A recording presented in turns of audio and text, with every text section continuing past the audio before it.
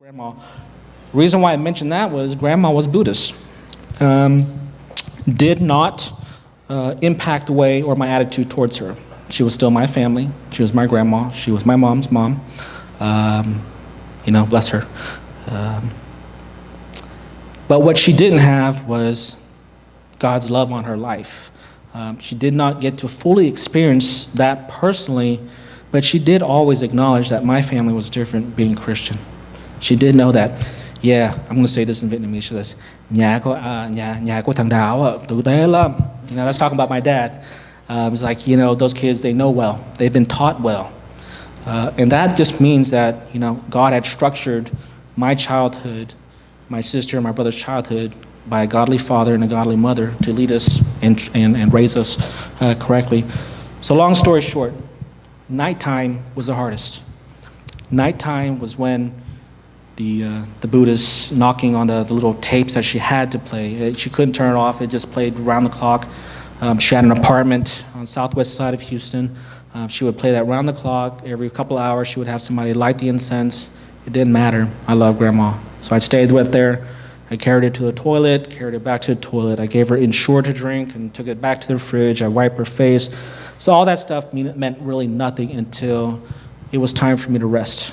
Middle of the night, between 1 and 3 a.m., I always felt the pressure of a big foot on my chest at that time, between 1 and 3 a.m. And it wasn't until years later that I realized what it was, but it was from a pastor who told me what that was. So every time I did that between 1 and 3 a.m., remember, I didn't have a job, I wasn't studying, I wasn't in school, all I had was just my time. So even if I wanted to sleep, I couldn't sleep because I had that pressure on me. So all I did was put in my earphones. Then I just played praise music. I just let it play so I wouldn't have to hear anything. And slowly that pressure began to release. As soon as I took the earphones out, the pressure began to increase. So this has been with me for years, but I've never been able to put it into words, that feeling. So when it's quiet time, the enemy is ready to attack. The enemy is readying to attack. So what? So why don't we attack the enemy in our quiet time?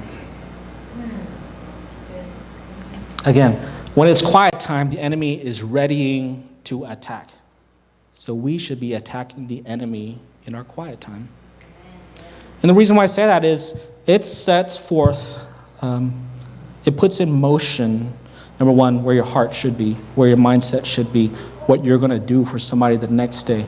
If the enemy is saying that, hey, she's never going to wake up, she's never going to heal that, I said, but my God is the ultimate healer.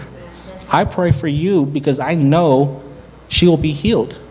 Now, that doesn't mean that whatever I pray for, God grants, because it may not be in his will. But for me to understand that, God can do all these things. Devil, you're a liar. You know what this foot is? This is where you'll be, I don't acknowledge anything under my feet, okay? But if I'm sitting at the feet of and at the throne of Jesus, I acknowledge that he's the Almighty, okay? So yes, God is still healing. God is still doing miracles. He is still providing. He is still protecting. He is still in control. He's in control over everything. That is my attitude.